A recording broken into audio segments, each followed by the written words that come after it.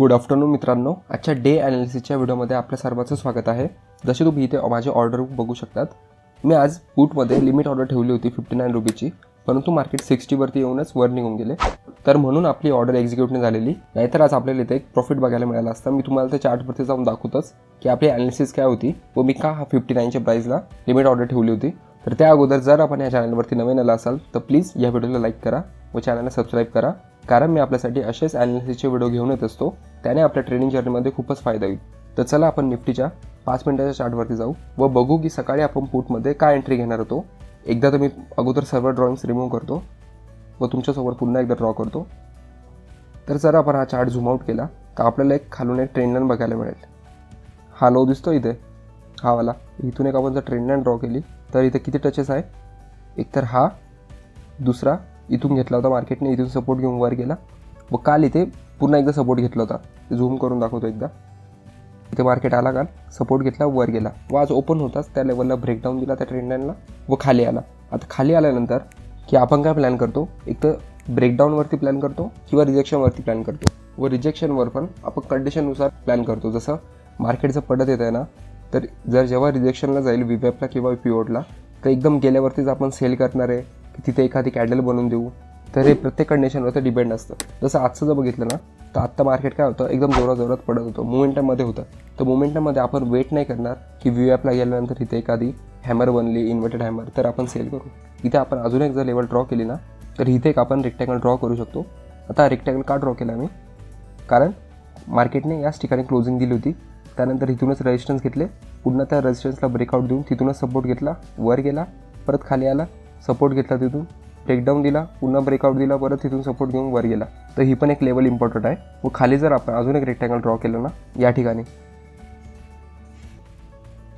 काय बघायला मिळतं आहे की मार्केटने एकदा तिथून रेजिस्टन्स घेतले होते, पुन्हा तिथून रेजिस्टन्स घेतले, त्या लेवलला ब्रेकआउट दिला, तिथूनच एकदा सपोर्ट घेतला व पुन्हा आज तिथे आला होता. किती वेळ सपोर्ट झाला, एकदा तर त्या लेवलला सपोर्ट झाला ना, मग इथून मार्केट थोडं ब्रेकडाऊन दाखवेल, मग नंतर वर जाण्याचे चान्सेस असतात. कधी पण मार्केट जेव्हा एखादा सपोर्ट बनवतो, समजा मार्केट इथं आला आहे, इथून सपोर्ट घेऊन वर गेला, तर नेक्स्ट टाइम जेव्हा येईल ना, तेव्हा एकतर त्याच्या वरतूनच रिव्हर्स होईल किंवा त्याच्या खालून जाऊन रिव्हर्स होईल. कधी पण इथूनच रिव्हर्स नाही होणार. सेलर्सला ॲट्रॅक्ट करेल किंवा बायर्सला ॲट्रॅक्ट करून त्यांचा स्टॉप लॉस करून पुन्हा खाली जाईल. एकदा तुम्हाला एक्झाम्पल पण दाखवतो. इथं काय झालं, मार्केट इथं आला, इथून सपोर्ट घेऊन वर गेला. आता नेक्स्ट टाइम जेव्हा येईल तेव्हा एक तर वरतूनच फिरेल, नाही तर खाली जाईल, सेलर्सला ॲट्रॅक्ट करेल व त्याचा स्टॉप लॉस खायला वर जाईल. कधी पण इथून नाही फिरत मार्केट. तसंच इथं मी एक्सपेक्ट केलं की इथून नाही फिरणार, मार्केट थोडं खाली येईल, इथे न्यू सेलर्सला ॲट्रॅक्ट करेल, कारण इथे एक डब्ल्यू पॅटर्न पण म्हणत आहे. व तुम्हाला मी एकदा मागच्या व्हिडिओमध्ये पण सांगितलं होतं, जिथे आपण बाईंग केली होती, मार्केटने इथे डब्ल्यू पॅटर्न बनवला. आता डब्ल्यू पॅटर्न हा प्रत्येकाला दिसत आहे व त्यानंतर मार्केट गॅपडाऊन ओपन झाला.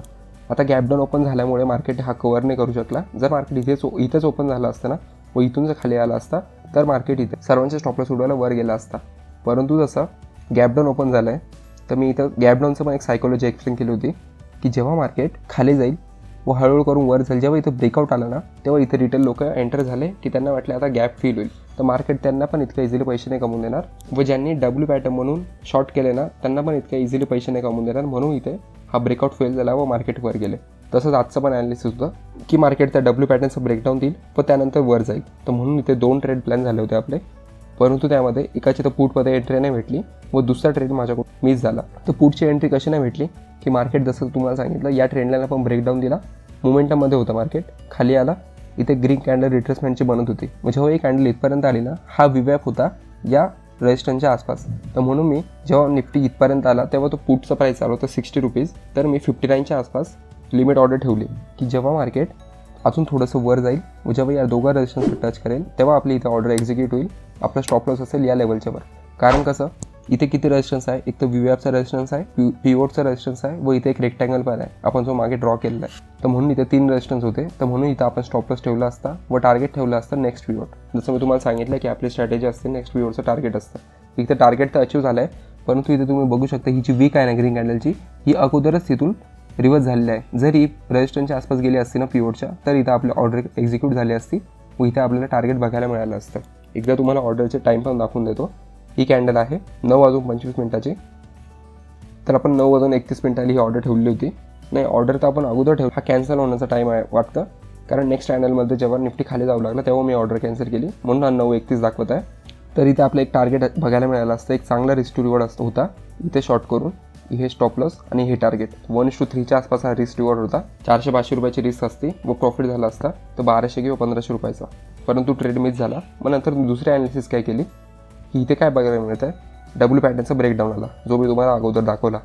तर इथे काय होतं, मार्केटमध्ये ट्रॅपिंग होते खूप, जशी मागच्या वेळेस पण झाली जो आपण बाईंगमध्ये प्रॉफिट कमवलं त्या दिवशी. तर इथे पण तेच झालं की मार्केट खाली आला, वर जाण्यासाठी दाखवलं, परंतु पुन्हा रेड कॅन्डल बनली. इथे ही कॅन्डल खाली येत होती, हा लो पण ब्रेक केला, तर इथे सेलर्स अट्रॅक्ट झाले. त्यांची कंडिशन फुलफिल झाली ना, जे त्यांनी यूट्यूबवरती शिकले की मार्केट खाली येतं आहे, इथं कन्सोलेशन नंतर पुन्हा लो ब्रेक करत आहे, तर आपण इथं सेल करू.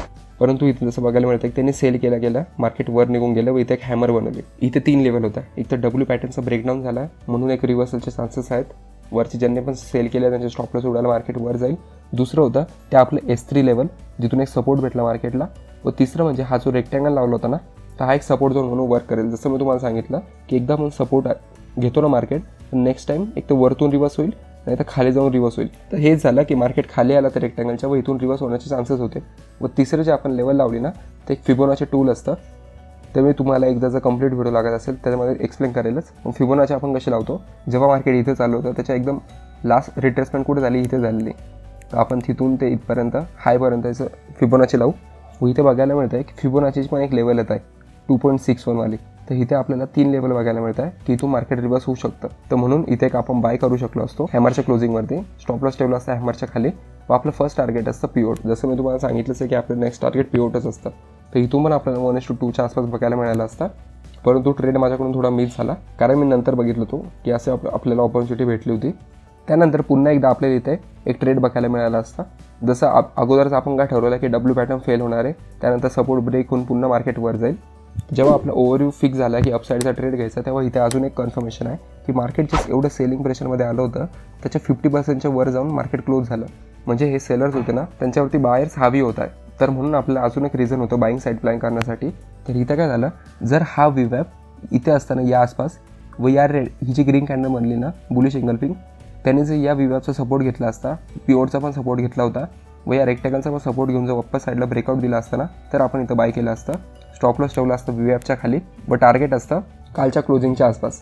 कारण हा पिओट आपण कन्सिडर नाही करणार, कारण पिओट आणि क्लोजिंग खूप आसपास आहे.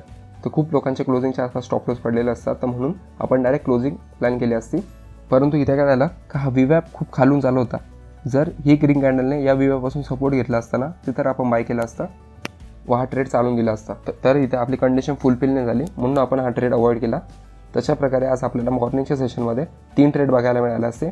त्यानंतर तर मार्केटमध्ये कुठे आपल्याला ऑपॉर्च्युनिटी फाइंड नाही झाली, कारण मार्केट सलग वर जात होते. जर इथून कुठून रिव्हर्स होते कुठे सपोर्ट घेतला असता विवॅपचा, रेक्टँगलचा व पिओटचा, तर मग आपण इथून बाईंग प्लॅन करू शकलो असतो या ब्लू लाईनपर्यंत.